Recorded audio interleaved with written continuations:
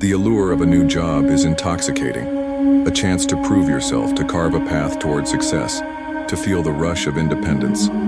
But for some, that first day doesn't unfold as a triumph. Instead, it spirals into a nightmare, where the ordinary becomes menacing and the shadows hide secrets that make your blood run cold. These are the stories of first days on the job that turned into chilling encounters, moments where instinct screamed danger and the world revealed its darker side. In the spring of 2019, the Miami sun bathed the city in a golden haze, palm trees swaying lazily in the humid breeze. For 27-year-old Elena Martinez, a rookie real estate agent, this was supposed to be her moment to shine. After months of shadowing her mentor, Cassandra, at a boutique firm in Coral Gables, Elena was finally entrusted with her first solo house showing. The property was a charming 3-bedroom, 2-bathroom ranch-style home in a serene suburban enclave, a perfect starter home for a small family or a downsizing retiree. The listing had lingered on the market for months, its pristine interiors and manicured lawn inexplicably failing to attract a buyer. Elena, eager to prove her worth, was determined to change that. Her client, Melissa Harper, a 48-year-old divorcee with a warm smile and a penchant for pastel cardigans, was looking to start fresh after her children left for college.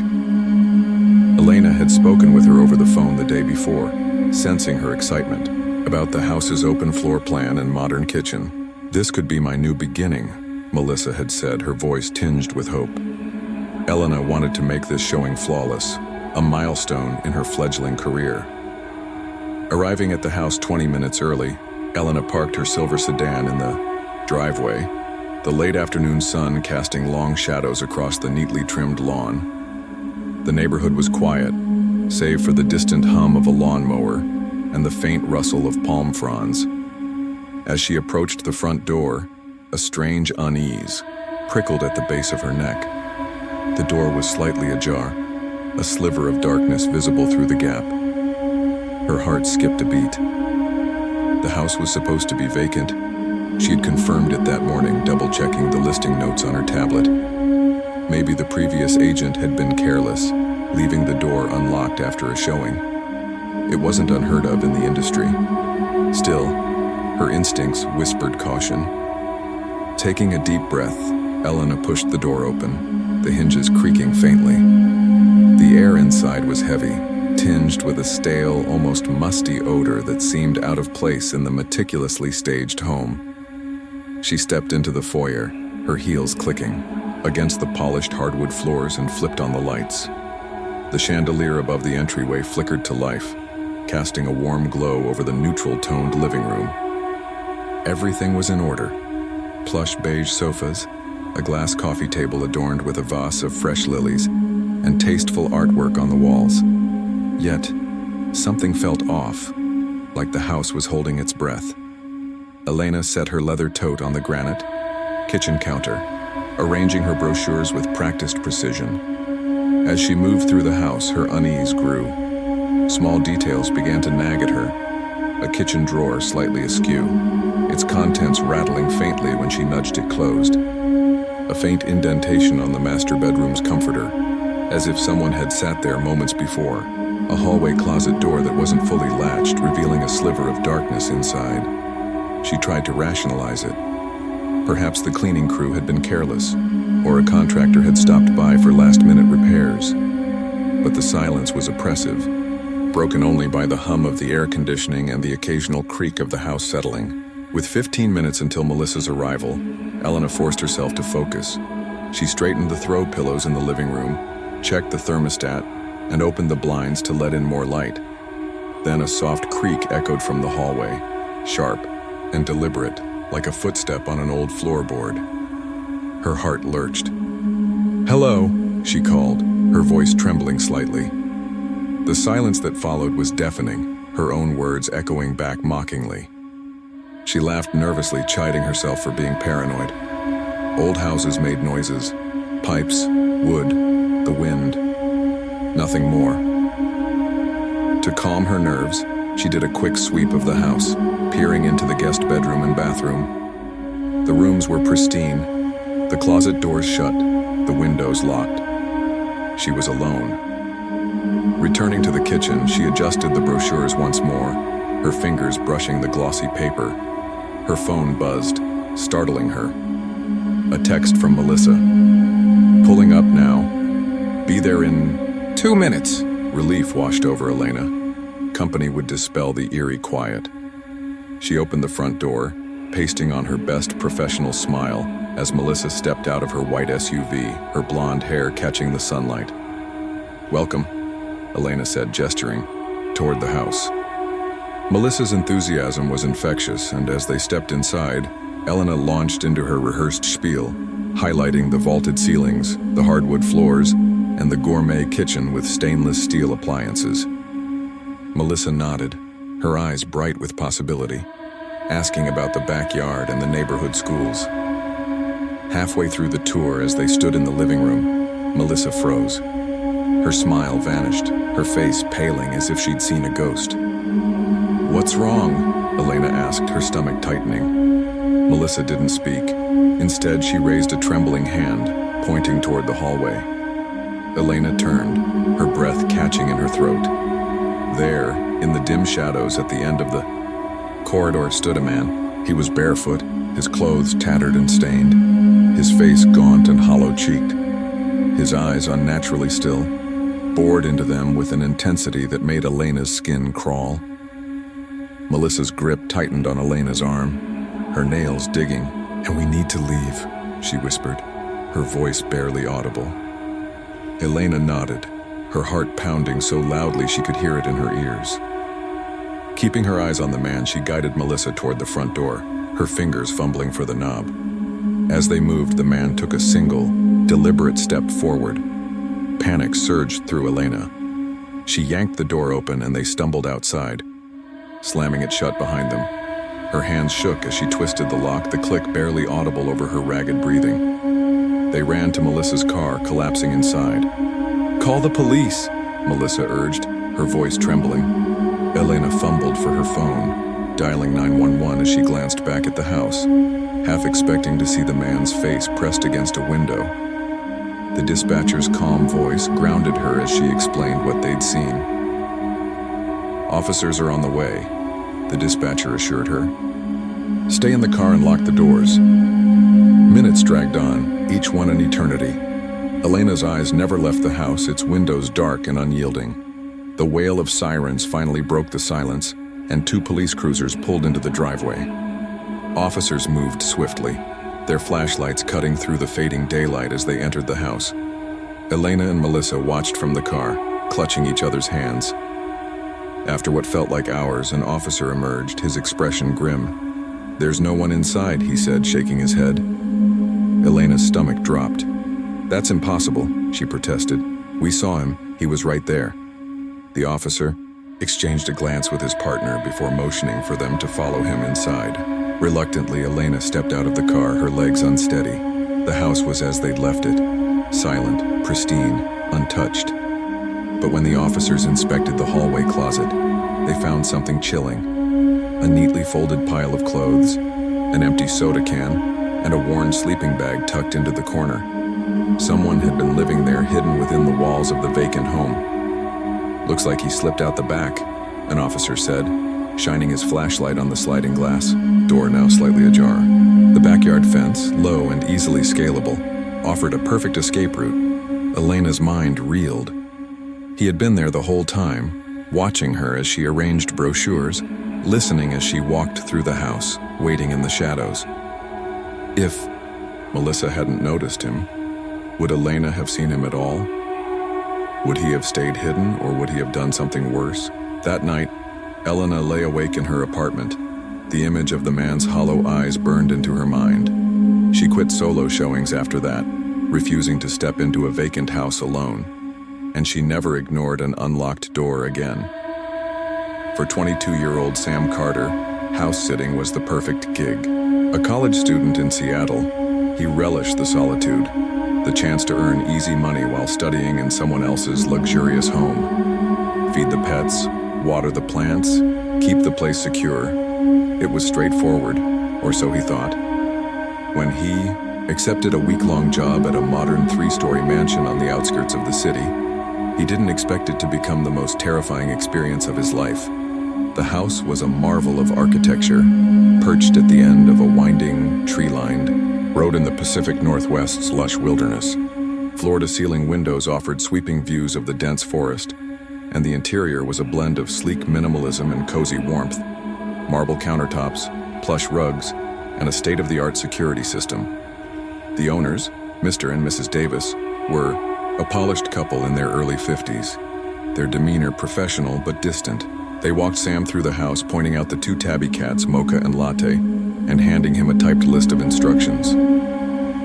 The security system arms automatically at midnight, Mrs. Davis said. Her voice clipped as she demonstrated the app on her phone. You can monitor the cameras anytime. She paused, exchanging a glance with her husband. And don't answer the door for anyone. No exceptions. Sam chuckled, assuming it was a quirky precaution. Expecting trouble? He asked lightly. Mrs. Davis's expression didn't soften. Just don't, she repeated, her eyes locking onto his. The Davises left for their London trip that afternoon, and Sam settled in. The first night was idyllic. He cooked pasta in the gourmet kitchen, played with the cats, and sprawled on the leather couch with a sci-fi novel. The house was silent, save for the occasional purr from Mocha or the rustle of leaves outside. At 10:30 p.m., he checked the security app, confirming all doors were locked, and the cameras showed only darkness beyond the windows. He felt safe, cocooned in the house's modern embrace. Then just after 11 p.m., 3 sharp knocks rattled the front door. Sam froze, his book slipping from his hands.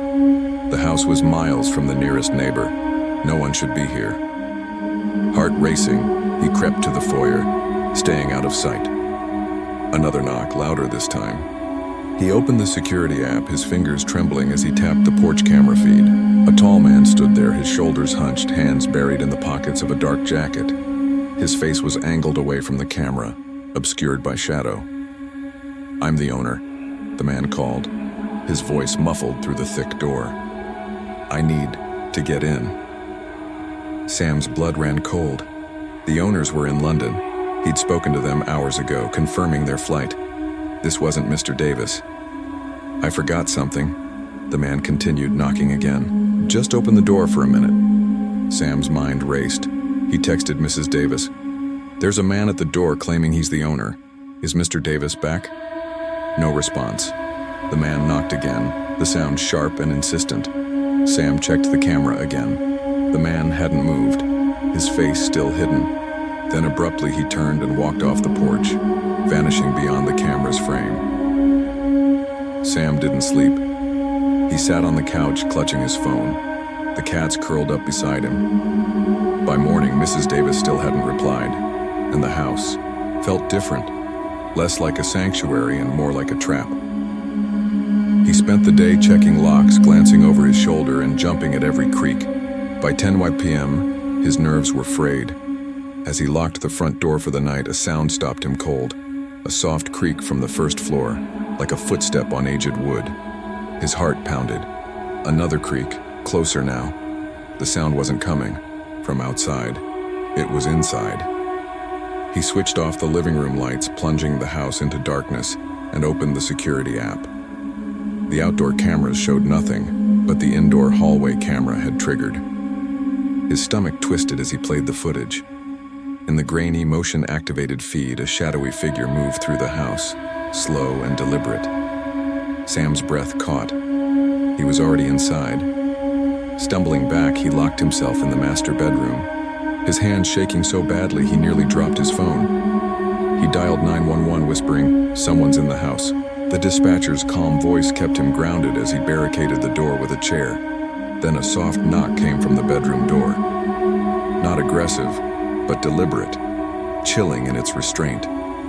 Sam bit back a scream, tears streaming down his face as he clutched the phone. The knocking stopped, replaced by an oppressive silence. Minutes later, sirens pierced the night, and police stormed the house. They found a broken window latch in the basement, a point of entry. Reviewing the security footage, they uncovered something worse. The previous night, when the man had knocked, he hadn't left. After stepping off the porch, he'd circled the house, found the basement window, and slipped inside. He'd been there all night, moving through the house while Sam slept. Mrs. Davis texted the next morning, "We don't know who that was. This isn't the first time." Sam didn't respond. He packed his bags, left the keys on the counter, and drove away. He never house sat again. Now he checks every lock, every closet, every shadow, because he knows the danger isn't always outside. Sometimes it's already inside. For 19-year-old Riley Thompson, the night shift at a rural gas station outside Knoxville, Tennessee, was a means to an end, a way to save for college while living in her hometown. The station, a lone beacon on a desolate highway, was surrounded by dense woods and endless darkness. On her first night in July 2025, Riley learned just how vulnerable a job like this could be. Her manager, a grizzled man named Ray, had warned her about weirdos before tossing her the keys and leaving. "You'll get used to it," he'd said with a chuckle. Riley brushed it off, assuming he meant rowdy truckers or drunk locals. By 11:30 p.m., she was alone, sweeping the cracked linoleum floor and wiping down the counter. The air outside was thick, the kind of humid Tennessee night that clung to your skin. The station's fluorescent lights buzzed faintly, casting a sterile glow over the empty lot. At 11:45 p.m., a beat-up sedan pulled up to Pump 4. No one got out. Riley squinted through the window, her pulse quickening. The car's lights were off, its windows dark. She told herself it was nothing, maybe a tired driver taking a call. Then the door chime rang and a man stood at the counter. Tall, late 40s, he wore a faded baseball cap and a heavy jacket despite the summer heat. His hands were buried in his pockets, his face shadowed. "Evening," Riley said, forcing a smile. "Can I help you?" He didn't respond, his eyes locking onto hers with unsettling intensity. After a long pause, he spoke, his voice low and gravelly. "You here alone?" Her stomach dropped. "Nope, my coworker's in the back." She lied, her voice steady despite the panic rising in her chest. His mouth twitched, almost a smile. "What time you get off?" he asked, leaning closer. The question was a red flag, bright and screaming. Riley gripped the counter, her knuckles white. "Midnight," she said, keeping her tone neutral. His eyes flicked to the clock, 11:48 p.m. He nodded slowly, his gaze never wavering. "You're real pretty," he said, the words dripping with menace. Riley's heart raced. She'd expected odd customers, but this was different. This was wrong. Then, out of nowhere, he said, "I'm the police." The statement was so absurd it almost made her laugh, but his tone was a challenge, daring her to question him. "Oh, you are?" she said, forcing a smile. "Got a badge?" His grin widened, but he didn't move. "Don't need to show you nothing. That was enough." "Mind if I call dispatch?" she asked, her finger hovering over her phone. "Just a routine check-in." His body stiffened, his jaw tightening. Then, as if flipping a switch, he laughed, a low, hollow sound that made her skin crawl. "Just messing with you," he said, turning and walking out. Riley locked the door. The moment his car disappeared into the night, her hands trembling, she dialed 911, describing the man to the dispatcher. When police arrived, they reviewed the footage and pulled her aside. "We've had calls about a guy like that," an officer said, "hanging around gas stations, asking about women working, alone." Riley quit the next day. The man's eerie smile, his probing questions, and the way he'd tested her lingered in her mind. She doesn't walk alone at night anymore, always checking the shadows for someone who might be waiting. Working the night shift at a historic Boston museum sounded like a dream for 24-year-old Marcus Reed, a history buff with a knack for staying calm under pressure. The museum, a lesser-known gem filled with colonial artifacts and wax figures, was quiet after hours, its shadowy halls steeped in the weight of the past. But on Marcus's first night in the fall of 2018, he learned that some histories refused to stay buried. The elderly caretaker, Mr. Harmon, had been explicit during training. "Lock all the doors by midnight," he'd said, his weathered hands, clutching his keyring. No exceptions. Marcus thought it was melodramatic, but Mr. Harmon's grave tone silenced any questions. Sometimes people linger, he'd added. Not tourists, not staff. People who don't belong. Marcus assumed he meant vandals or thrill seekers. He'd worked security before. He could handle it. His job was simple: monitor the cameras, do hourly rounds, and keep the museum secure. The first few nights were uneventful, the silence broken only by the hum of the HVAC system and the faint creak of old pipes. On Friday, feeling bold, Marcus delayed locking the final door. It was a small act of rebellion, a test of Mr. Harmon's ominous warning. Nothing happened until 1:07 a.m., when the motion detector in the East Wing triggered. The East Wing housed the museum's oldest exhibits: Revolutionary War muskets, antique furniture, and a quartet of wax figures dressed in 18th century garb. Marcus checked the monitor, his heart skipping as he saw movement near the figures. Grabbing his flashlight, he made his way down the darkened corridors, the marble floors amplifying his footsteps. The East Wing was colder than the rest of the museum, the air thick with the scent of polished wood and old leather. The wax figures stood in their usual formation, 3 men and 1 woman, their painted eyes glinting in the flashlight's beam. But something was wrong. Marcus counted 1, 2, 3, 4, and a 5th figure, slightly behind the others, its posture too natural, too alive. He froze, his flashlight trembling. The 5th figure moved, a subtle shift, but undeniable. Marcus swung the beam toward it, but the figure was gone. The wax figures stood alone, their faces blank and lifeless. He searched the room, checking behind display cases and listening for footsteps. Nothing. But the air felt charged, like he'd intruded on something sacred. Back in the security office, Marcus replayed the footage. At 1:07 a.m., a shape emerged from the shadows, stepping forward just enough to trigger the sensor, then vanished. Not walked away, vanished. He called Mr. Harmon, his voice shaking. "You saw him, didn't you?" Mr. Harmon said, his tone heavy with resignation. "Call the police. Tell them to check the walls." The police arrived at dawn, skeptical until they found a hidden panel in the East Wing's wall. Inside was a sleeping bag, food wrappers, and a neatly folded coat, evidence someone had been living inside the museum. The man was gone, but the footage showed him watching the camera, his eyes locked on Marcus through the lens. Marcus quit 2 weeks later. He never learned who the man was or how long he'd been there. But he knows one thing. If he hadn't locked that final door, the man might have stayed, watching, waiting. These stories remind us that danger can lurk in the most ordinary places. A vacant house, a quiet mansion, a lonely gas station, a silent museum. If these tales made your heart race, hit that like button and share them with someone who needs to trust their instincts. Drop your own creepy first day stories in the comments or email us at insert email. Subscribe and turn on notifications for more chilling tales. Stay vigilant, because sometimes the scariest part of a new job isn't the work, it's what's watching from the shadows.